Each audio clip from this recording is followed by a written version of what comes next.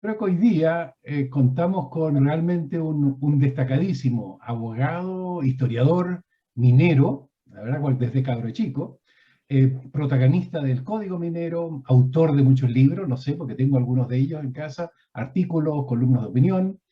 Nos va a conversar, ¿no es cierto?, sobre los últimos 200 años más o menos de la deuda externa de Chile, ¿no es cierto?, los convenios Bretton Woods, la minería nacional desde el 1822 hasta el 2022, o sea, vamos a pasar desde O'Higgins, ¿no es cierto?, hasta Piñera. Eh, Quiero presentarles a Gastón. Nosotros lo conocemos, porque es un viejo conocido, con la gracia que es conocido, pero de todas maneras voy a resumir un poquito. Y lo quiero nombrar profesor Gastón Fernando Montero. Yo le voy a dar el énfasis a lo de profesor, porque no solamente que es profesor, sino que su sabiduría nos ha iluminado mucho en este conjunto. Él ha estado ligado en la mayor parte de su vida a la actividad minera. Es abogado, especialista en Derecho Minero en la Universidad de Chile. En 1965 ingresó a la ENAMI, a la Empresa Nacional de Minería, donde ejerció durante 11 años como abogado, para posteriormente convertirse en fiscal de ENAMI. Luego fue fiscal del Ministerio de Economía, de Minería, perdón, donde incluso llegó a ser subsecretario de Minería.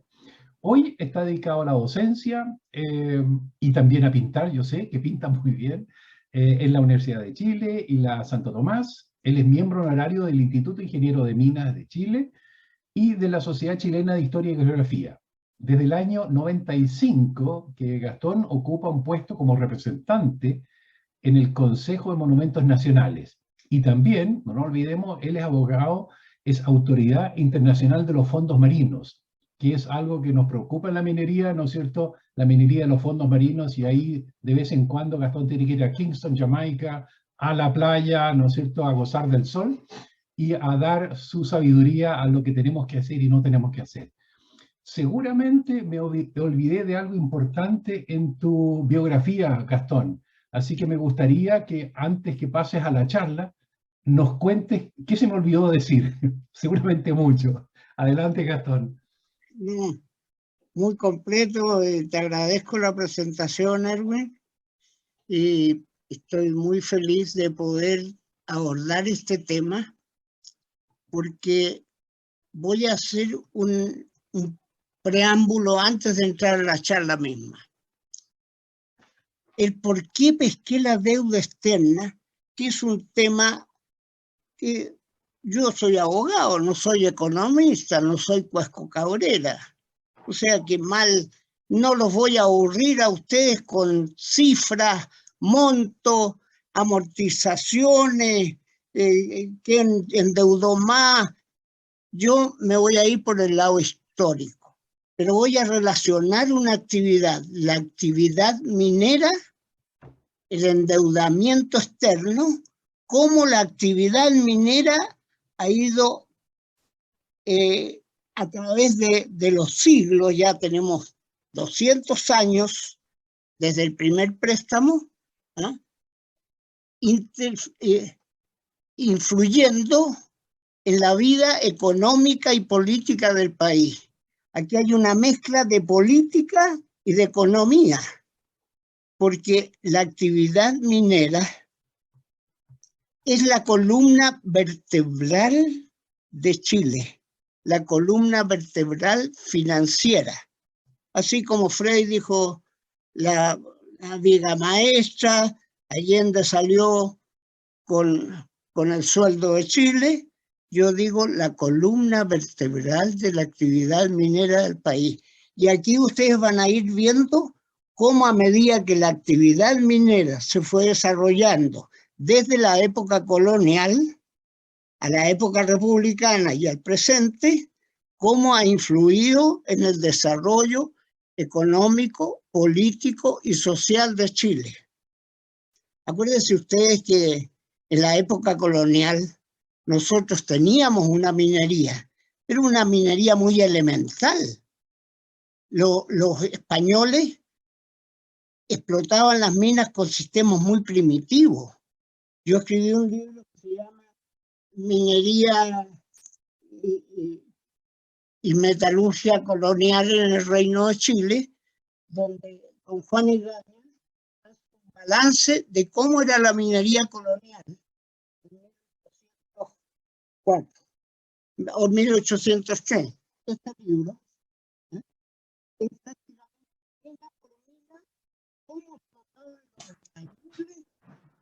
cómo era el desarrollo, cómo se desarrollaban las minas, cómo se explotaban las minas, el sistema primitivo. Vino la República con todo lo que significó la independencia de España, ¿eh?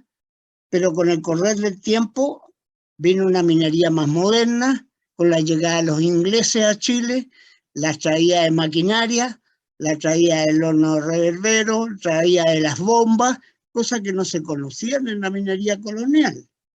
Y empezó un grado de desarrollo enorme. Pero ahora vamos a relacionar este endeudamiento externo en relación a la actividad minera durante cada uno de los desarrollos de la República de Chile. Vamos a ver los distintos presidentes. No puedo entrar a analizar situaciones posteriores a 50 años. Nosotros en la Sociedad Chilena de Historia y Geografía tenemos un principio de que todo lo menos de 50 años no es historia todavía, porque tienen que asentarse los hechos, depurarse, dejar a un lado las pasiones, los aspectos políticos, los revanchismos, qué sé yo. Entonces, un hecho, para que pase a ser historia, tiene que tener más de 50 años. Por lo tanto, en materia de deuda externa, yo no puedo empezar a analizar lo que pasó en el gobierno de Piñera, ni el gobierno de la Concertación. Tengo que llegar por lo menos antes del año 72, 1972.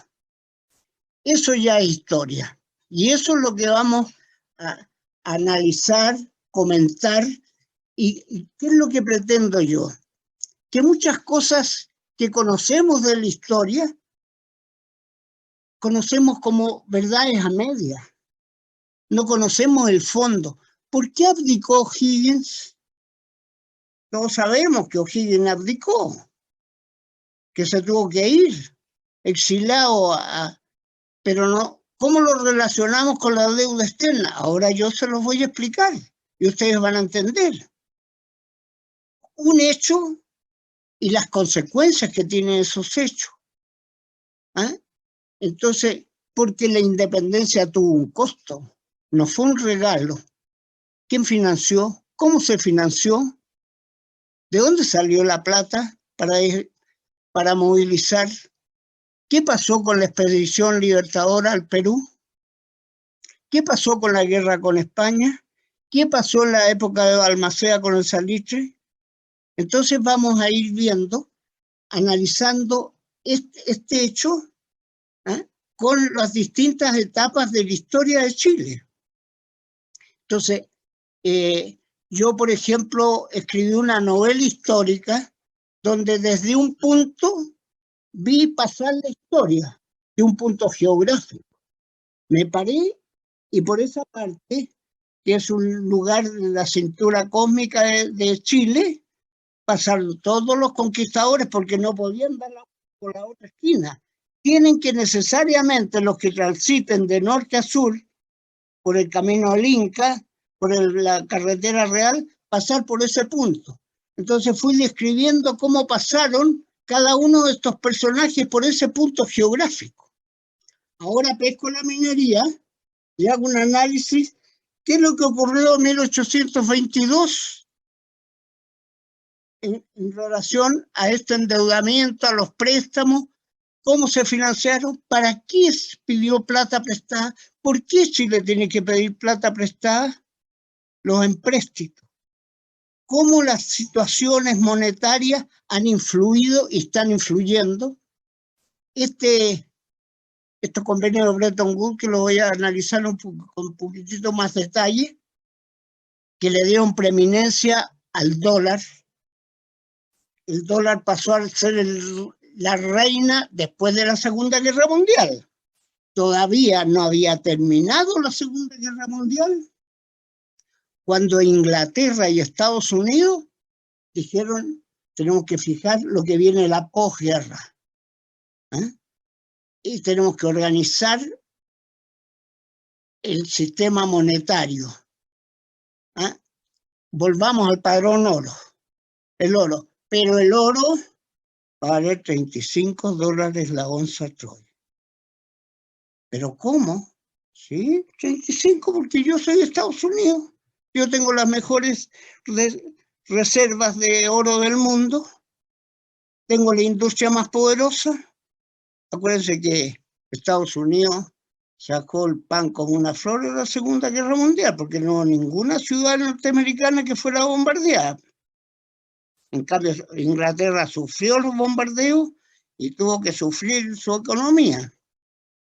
En cambio, Estados Unidos se plantó y estableció en estos convenios de Bretton Woods la preeminencia, porque terminaron los convenios de Bretton Woods, los países ya se dieron cuenta de que esta situación de darle $35 la onza troy al oro era una cosa que no admitía mayor defensa, pero esa preeminencia del dólar ahora terminó con la guerra de Ucrania.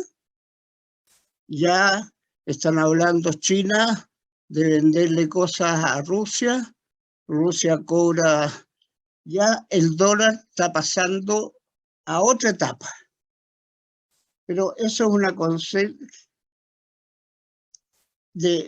consecuencia de estos convenios que lo vamos a analizar, por qué, para qué y qué efectos produjeron en Chile. Yo lo puedo hacer con propiedad, porque como mi papá era minero, yo sufrí la Segunda Guerra Mundial, pero la sufrí en carne propia. ¿Cómo vinieron las escaseces, la cola del té, la cola de este? Nosotros teníamos una faena de oro, producíamos minerales auríferos, pero no teníamos neumáticos para los vehículos. Los neumáticos eran importados. Entonces, sufrimos todas las pellejerías de la posguerra, de la Segunda Guerra Mundial, y después nos cayeron como premio estos convenios que liquidaron la minería aurífera chilena, como lo voy a demostrar más adelante con cifras y con números. Bueno, ahora empezaríamos a analizar el primer préstamo, por qué se endeudó Chile por primera vez, y lo dijo el ilustre padre de la patria.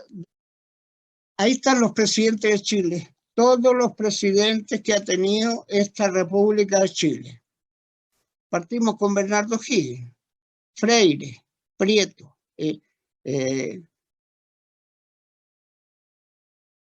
Prieto Bulnes Montt, está Pinto entre medio.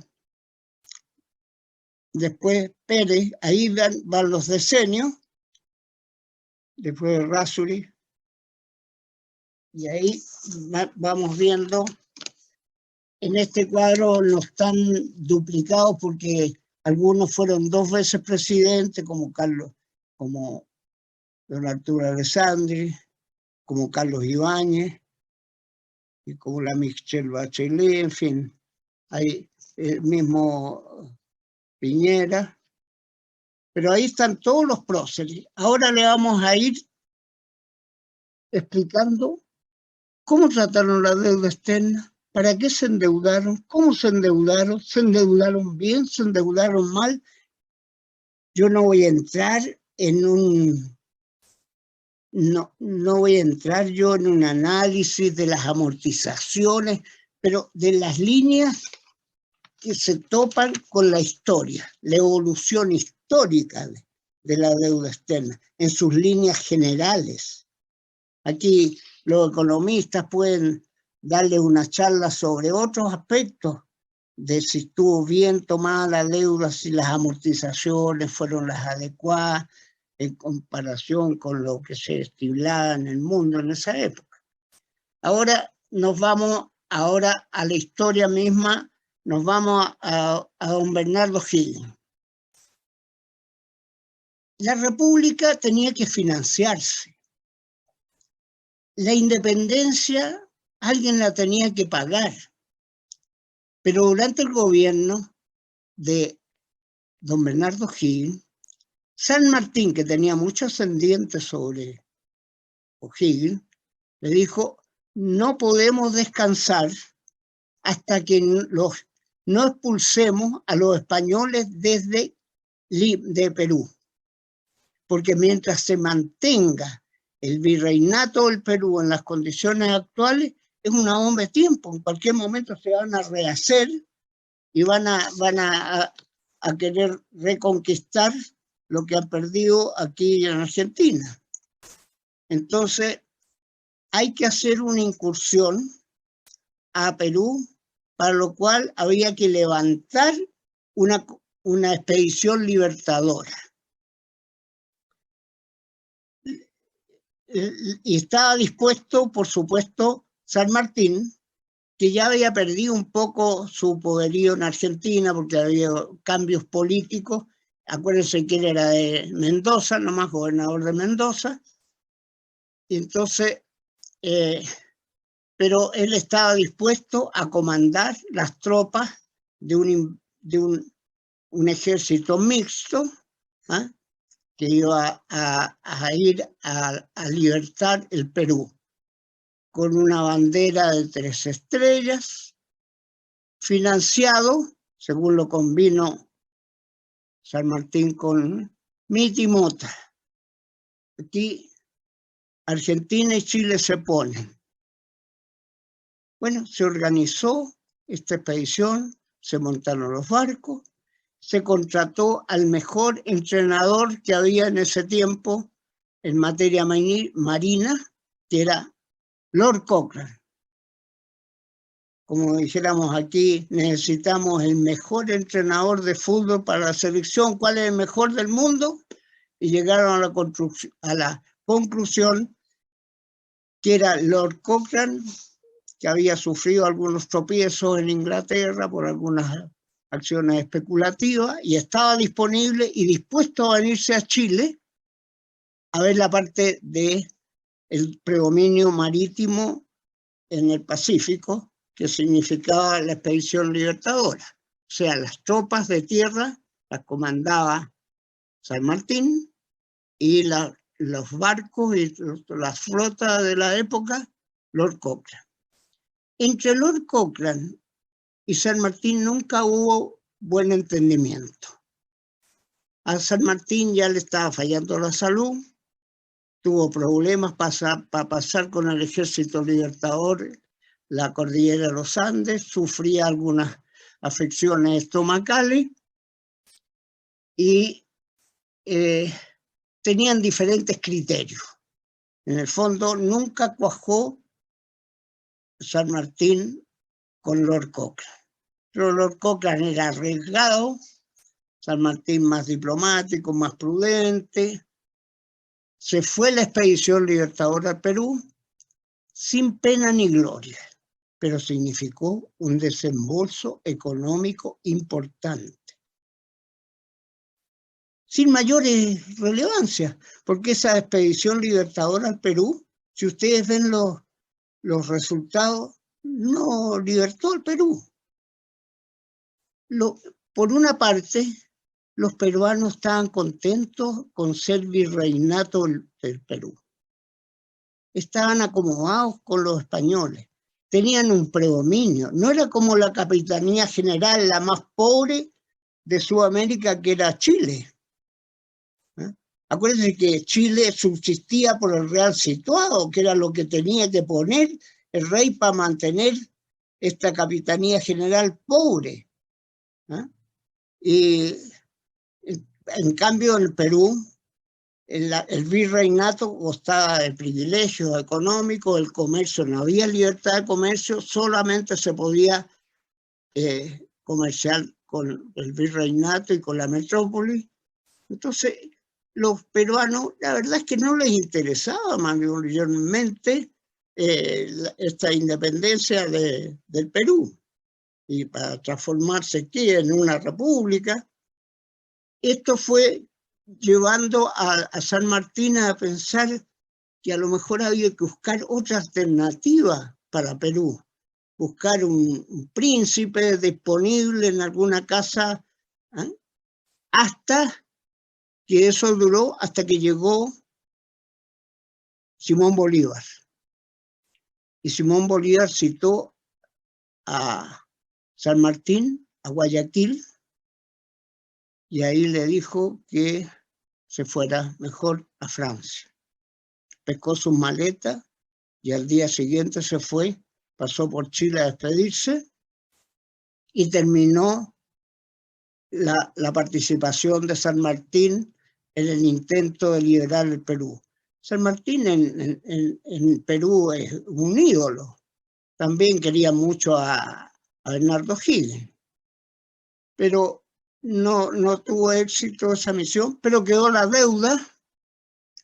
Entonces, Bernardo Higgins tuvo que asumir la deuda. Le dijo a los argentinos que se pusieran con la parte que les correspondía para financiar la expedición. Los argentinos, siguiendo una costumbre muy tradicional en ellos, se cogieron de hombros y dijeron que no estaban en condiciones, que temían una invasión inglesa a Buenos Aires, y che, aquí y allá. Al final, Bernardo Higgins tuvo que asumir el gasto que le significaba la expedición libertadora al Perú. ¿Y qué es lo que hizo? ¿Qué es lo que hizo? Recurrió al primer empréstito. Pon el otro cuadro, por favor. Y recurrió a un amigo, a este Antonio José Irizarry, un hombre cultísimo, guatemalteco,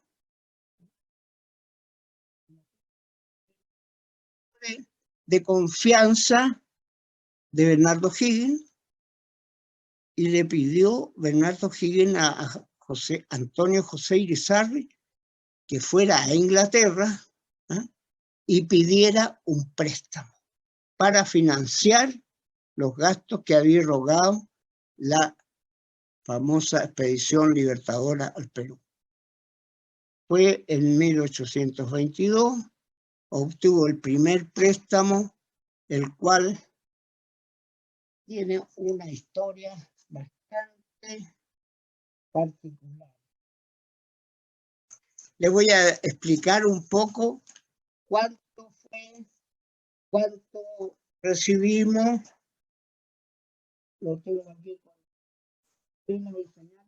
porque esto marcó como una tendencia del préstamo. Fue Irizarry y consiguió con una casa, la casa Hewlett and Compañía de Londres, Hewlett, 1 millón de libras esterlinas. 1 millón de libras esterlinas. Con eso se salía El Paso. Pero ¿cómo estas casas prestaban esta plata? ¿Eh? Cobraban, primero se fijaba, ya, le voy a prestar 1 millón, pero antes de entregarle cualquier cantidad, le voy a descontar las comisiones, los gastos, y empecemos a restar. ¿Eh? Y eso se descuenta al principio. ¿Eh? En buenas cuentas, el empréstito se hizo por 1 millón nominal de libras esterlinas y se emitieron para ese efecto 10.000 cupones o acciones de 100 libras que se vendieron al precio de 67 libras y media, con lo cual se recibieron en efectivo del millón de libras 677.000 libras. O sea, ya tuvimos una pérdida por ahí. ¿Eh? De la cantidad se restaron 20.347 libras por costos, gastos, por comisión de la agencia Hewlett y compañía, por intereses se sumaron adelantados. En buenas cuentas, computadas las libras por 5 pesos chilenos de aquellos años, el cambio monetario de 8 peniques, resulta que ese empréstimo nominal de 5.000 pesos quedó reducido de 5 millones de pesos, quedó reducido a 3.273.273. Pero no sería todo. Ya venía mermado el préstamo. Pero el señor Irizarry dijo, yo voy a, con una parte del préstamo, voy a comprar mercadería para que ganara alguna cosa. Y compró 113.000 francos en azúcar, materiales de imprenta, barricas para aguas de buque y una gran partida de fierro.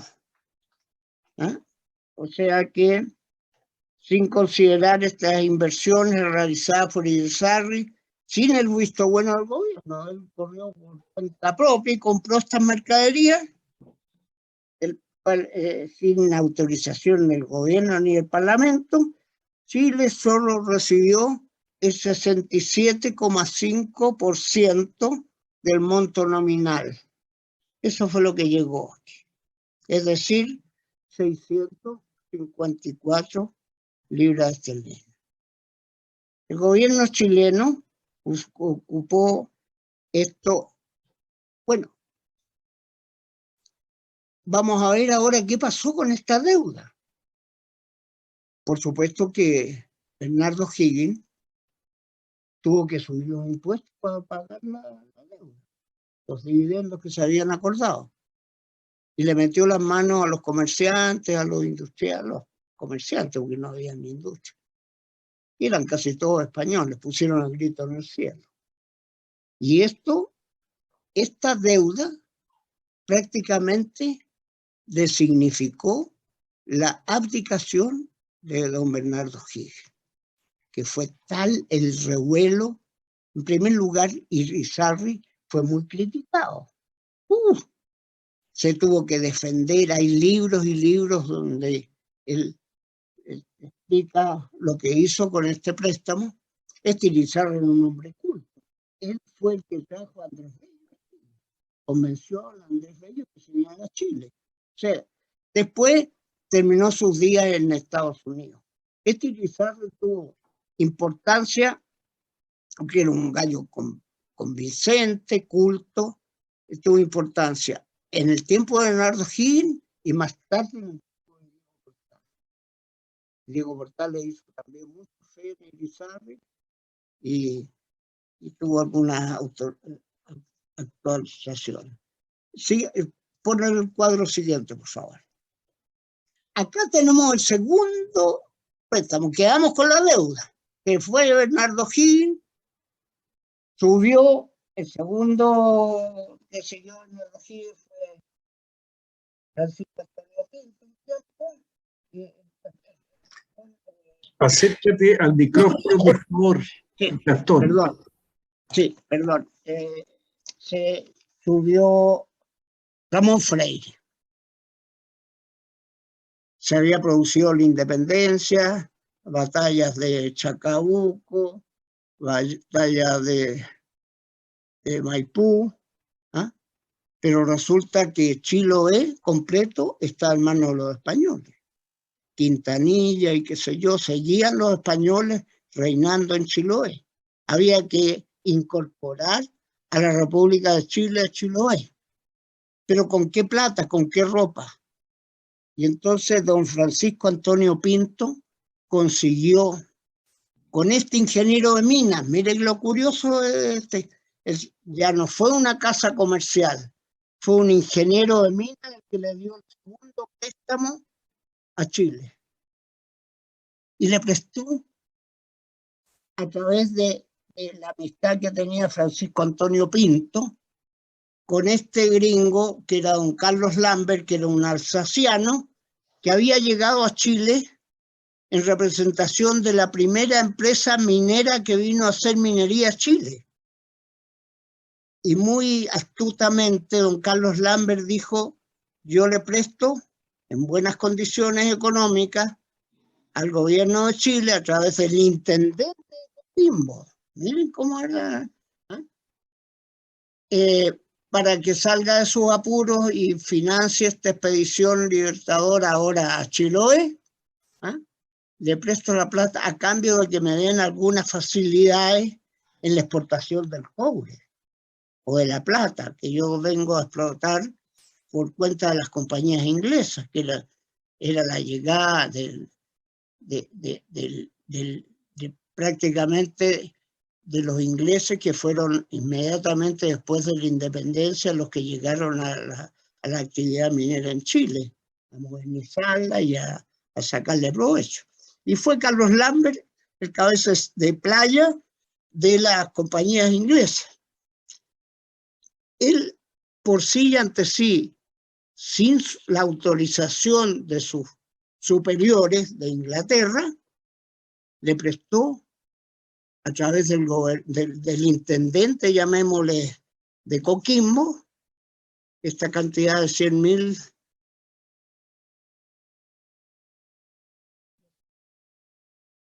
Aquí voy a leerle lo que significó esta pequeña etapa.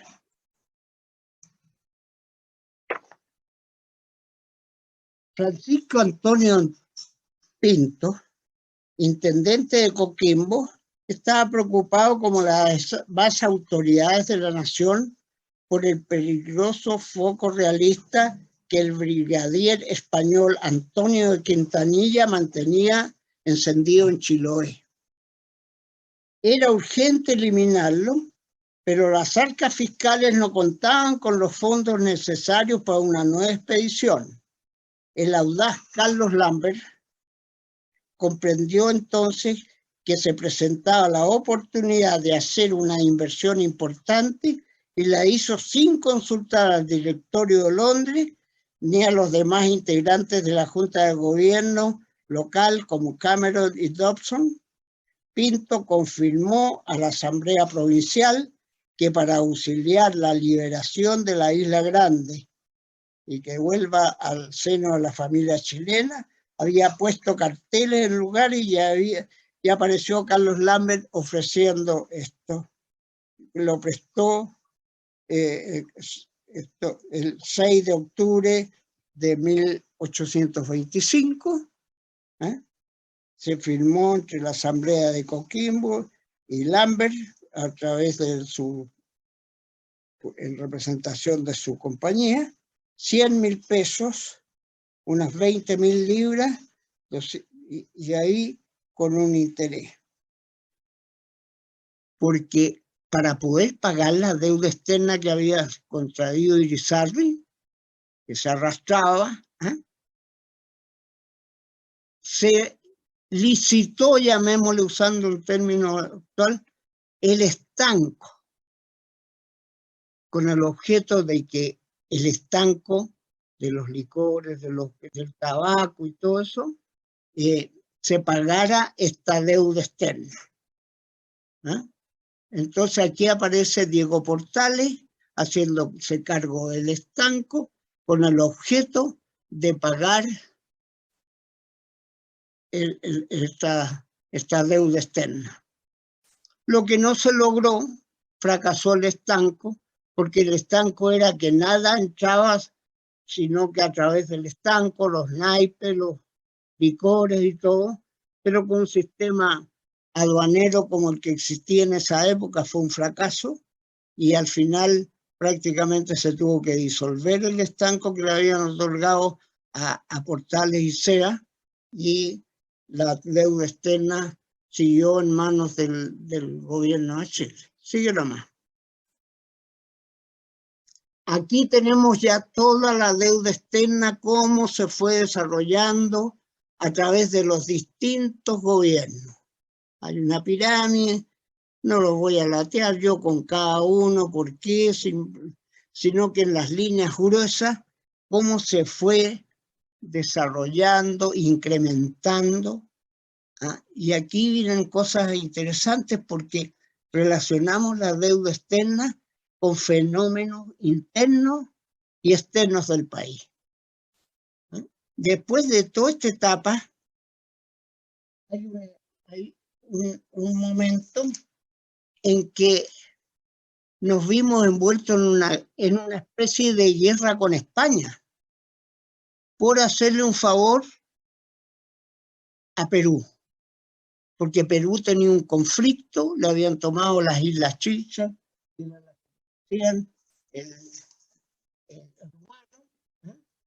Chile solidarizó con Perú, y eso significó un gasto. En el tiempo de Portales, o sea, cuando estaba Prieto gobernando, Portales fue uno de los que quiso deshacer la Confederación Perú-Boliviana y Chile mandó al general Bulnes, y ahí viene la canción de Yungay, la primera incursión que hicimos contra la Confederación Perú-Boliviana. Pero después vino otro acontecimiento bélico que generó gastos porque los españoles dieron la orden de bombardear Valparaíso y Lota. Y bombardearon Valparaíso, destruyeron todos los almacenes, causaron un daño enorme y por lo tanto Chile se vio enfrentado a una pérdida, tuvo que restituir. Y el gobierno de la época de don Joaquín Pérez, Prieto Bulnes Mon Pérez, tuvo que endeudarse nuevamente y ahí se incrementó la deuda externa de Chile. Sigue para adelante. Aquí hubo como 10 empréstitos entre 1865 y el 89, viene el bombardeo. Después vino otro hecho importante, la Guerra del Pacífico. La Guerra del Pacífico, que ustedes saben cuáles fueron las causas, una guerra que necesitaba también financiarse. Chile tuvo que montar hacer todo el esfuerzo por esta guerra. Ya empezaba también Chile con el tema de los ferrocarriles, obras públicas, y se fue endeudando hasta llegar a la Guerra del Pacífico, que incorporó a la provincia de Tarapacá y Antofagasta, y ahí ya hubo un desahogo porque empezó la minería general. Acuérdense que la Guerra del Pacífico tuvo un origen netamente económico. Se subía lo que cobraban en esa época en esta zona, por saco de salitre, de 10 centavos.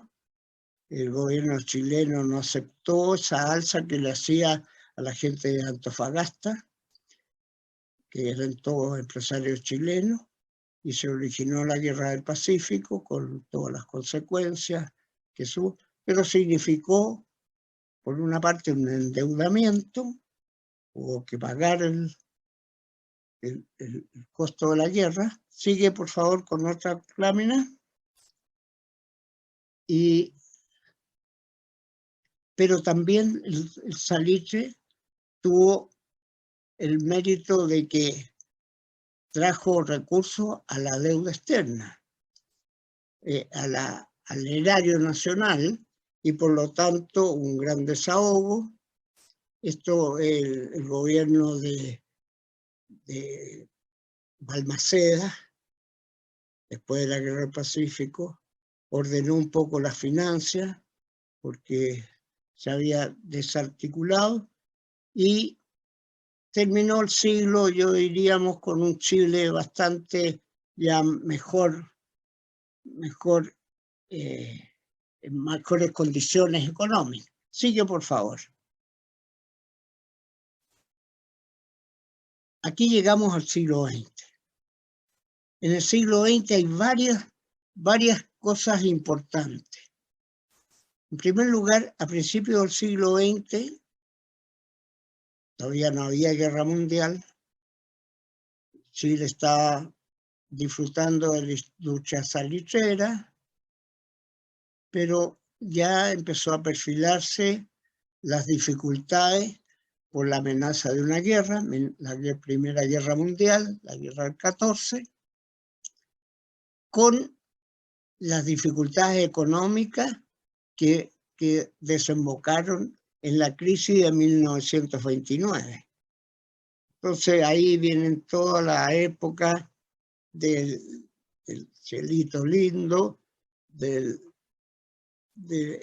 llega la gran minería con Willem Breiden. Willem Breiden trajo con Chaponi la gran minería a Chile. Empezaron con el Teniente, después Potrerillo, después Chuquicamata. Ya la minería del cobre empezó a cobrar una importancia extraordinaria, con la influencia ahora ya no de los ingleses, de los norteamericanos. Llega el capital norteamericano, la influencia americana termina con el predominio de los alemanes. ¿Qué hacían en esa época? El primer préstamo alemán que hubo fue con Balmaceda. Balmaceda fue el primero con el Deutsche Bank que contrató un préstamo externo.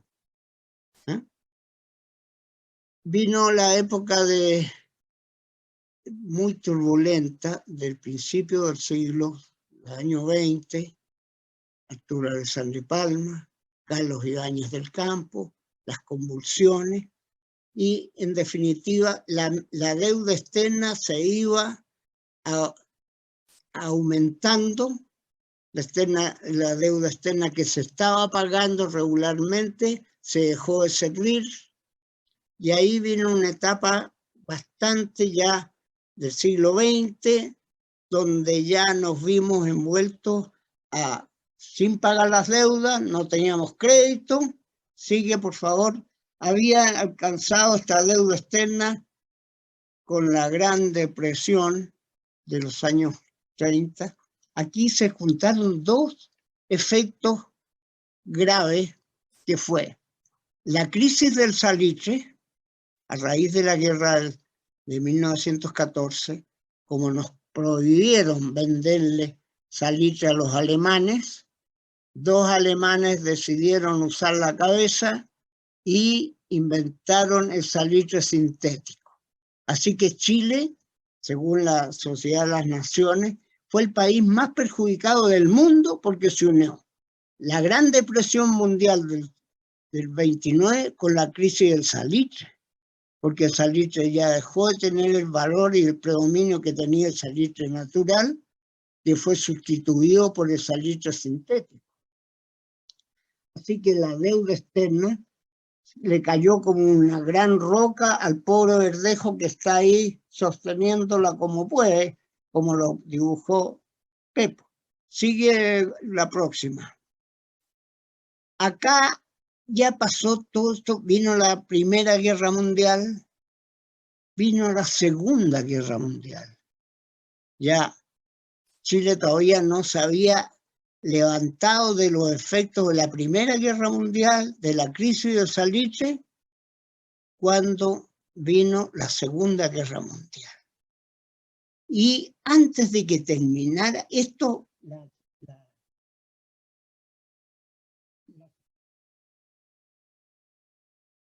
fue, ustedes saben, Estados Unidos estaba de lejos mirando el desarrollo, se tuvo que meter después de Pearl Harbor en la guerra, pero no le bombardearon ninguna ciudad.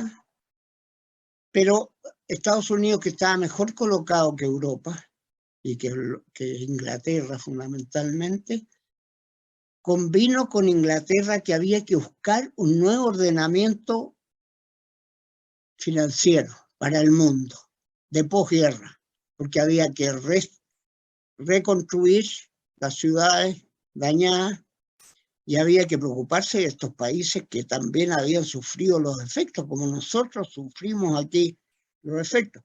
Nosotros sufrimos dos efectos, uno favorable y uno desfavorable. En primer lugar, como Estados Unidos es el dueño del mundo y nosotros éramos los inquilinos, nos dijo que teníamos que colaborar con la causa y por lo tanto le puso un precio arbitrario también al cobre. Y eso está cuantificado, cuánto se tuvo que poner Chile con el precio arbitrario que le pusieron al cobre. Pero también sufrimos las escaseces y estábamos en una situación financiera muy desmedrada, con inflaciones, con una serie de consecuencias que eran bastante nefastas.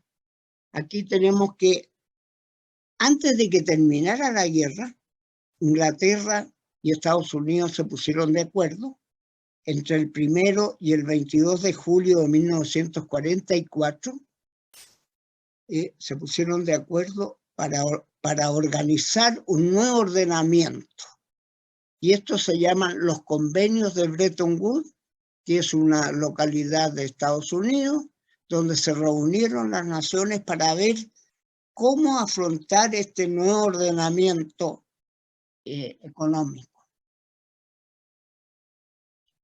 Y ahí estos convenios de Bretton Woods, cuando ya después de la guerra, que se produjo el 45, y empezaron el año 48 a hacerse sentir en Chile, tuvieron efectos muy serios.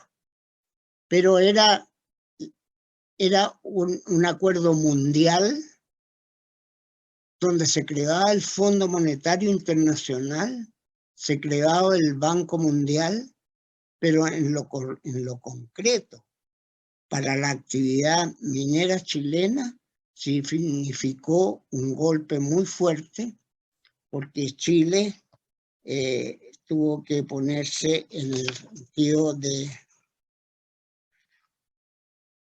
ponerle un precio a su oro. Empezó a regir un nuevo precio del oro. El precio del oro que le pusieron los convenios de Bretton Woods fue de $34,95 por gramo de oro. Perdón. 35 $35 la onza Troy. La onza. Esto equivale a cotizar el gramo de oro en 34,95, lo que puede significar un gravísimo daño. Claro, porque en 34,95 hay una diferencia, porque Chile estaba vendiendo el gramo de oro fino en esa época a 45 pesos, el gramo de oro. Y ahí se le fijaba 34,95. O sea que eran como $10 de diferencia. Eso significó la ruina de la minería aurífera. Esa la sentí en carne propia. Mi padre tuvo que parar las minas porque con $35 la onza Troy no se producía una onza. Y eso significó un tremendo... pero los promedios de Bretton Woods eran imparables porque era el nuevo ordenamiento comandado, dirigido por Estados Unidos, que era el dueño del mundo en ese momento, el país más industrializado, más solvente, con las mejores reservas. Pero ¿qué es lo que pasó? Que los otros países se vieron obligados a entregar sus reservas de oro a una cotización arbitraria de $35 la onza Troy. O sea, río revuelto, ganancia pescadores. Yo no voy a decir que esto fue bastante serio. Yo pesqué, pon otra lámina, por favor. Yo, para poder interiorizarme de los efectos en Chile, me fui al boletín minero, al archivo de la Tsunami, para ver y conocer cómo había repercutido en Chile estos convenios de Bretton Woods, qué había significado para la minería chilena. Me encontré con varias sorpresas. Por ejemplo, un ingeniero muy distinguido, don César Fuenzalía Correa, el día 16 de noviembre de 1945, dictó una charla en el Instituto de Ingenieros de Minas de Chile. Esta charla la publicó el Boletín Minero. Tengo aquí el artículo.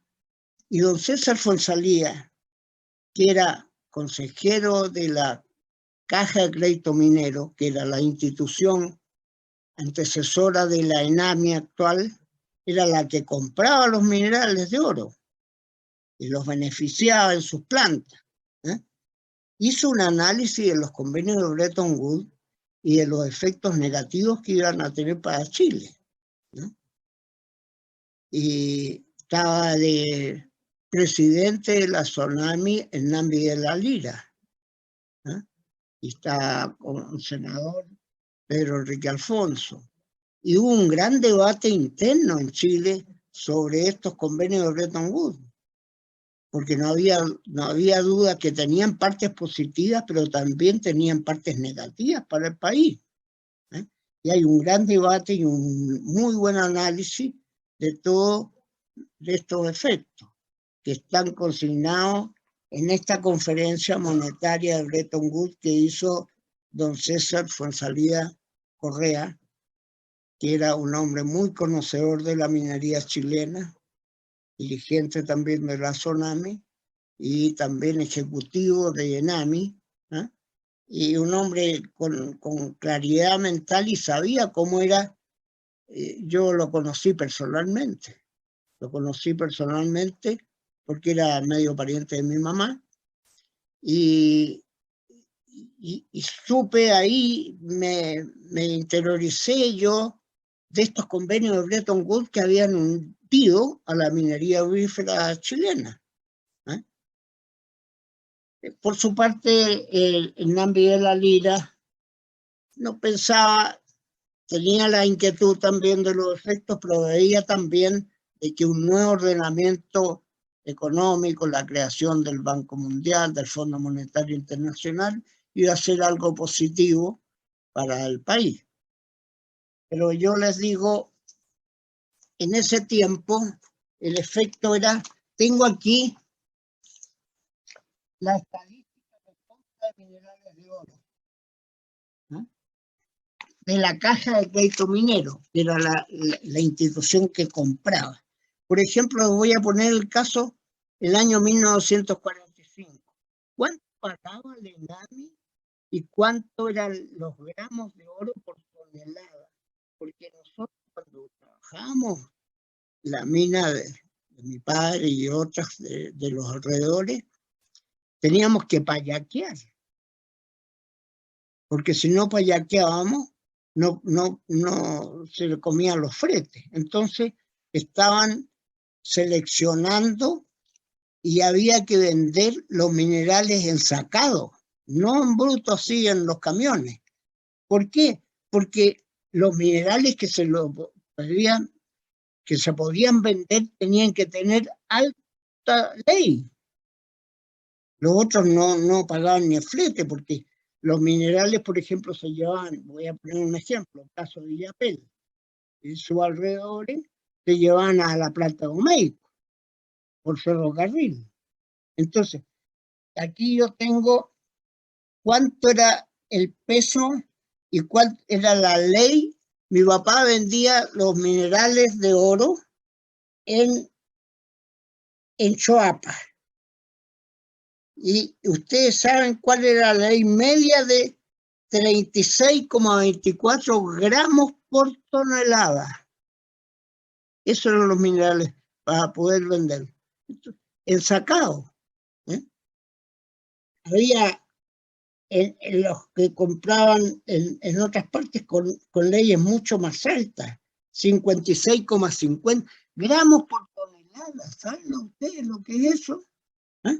Y aquí tengo la estadística de los gramos por tonelada de cada una de las agencias de la Caja de Crédito Minero o los mineros de oro. Así que el golpe para la minería aurífera de la fuente fue un golpe fatal. Y prácticamente desapareció la minería del oro con los convenios de Bretton Woods hasta que la pequeña minería pudo levantar cabeza después cuando empezó el cobre a valorizarse y a comprarse más que todo minerales de cobre. Pero la minería del oro estuvo muy restringida y muy golpeada por estos famosos convenios de Bretton Woods que dejaron de regir porque los países se dieron cuenta que se habían deshecho de sus reservas de oro en favor de Estados Unidos y el Shah de Irán y Francia, Charles de Gaulle, y en el tiempo de Nixon se dejaron sin efecto. Sigue, por favor, con otra lámina. Bueno, ahí ya viene prácticamente como la deuda externa en todo lo que siguió ya con el Fondo Monetario Internacional. Ustedes saben que la deuda externa ahora la toman con la emisión de bonos soberanos que hace el Estado, que los compran la AFP, los bancos, qué sé yo, es otro tipo diferente de contraer los créditos externos. Otra lámina.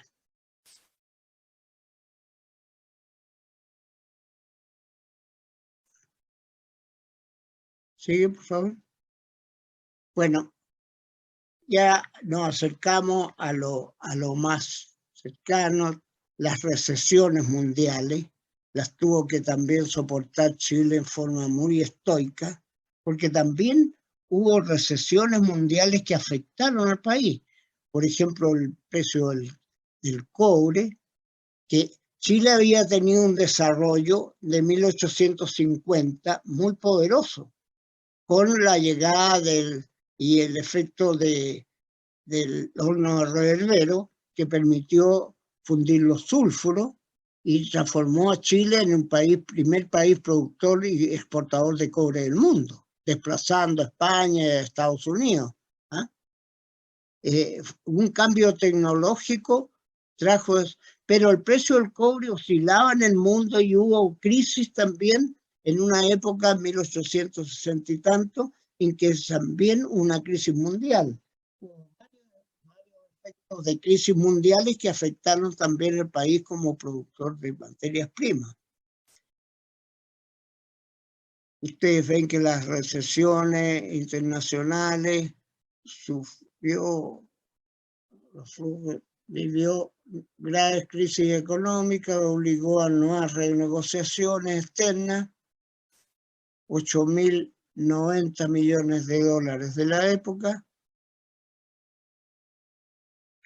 y así llegó a una etapa que ya yo no me puedo acercar, ya el gobierno militar, con toda la política económica que siguió. Sigue, por favor, un poco.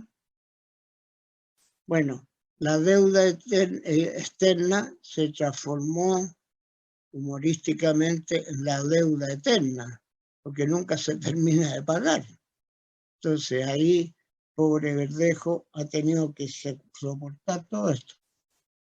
Bueno, eso en síntesis, 200 años de historia de Chile, cercana a la minería, cercana a la deuda externa pública, porque hay una deuda externa privada. Esa es materia de otro análisis.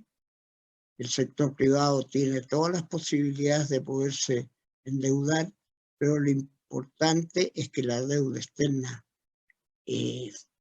pública es la que debe estar. En el tiempo de Arturo Alessandri Palma, se creó, en 1925, se creó el Banco Central. En Chile no había Banco Central. Y el Banco Central el que regula, como lo está haciendo hasta el día de hoy, todo el aspecto financiero del Estado para controlar también un efecto que es la inflación.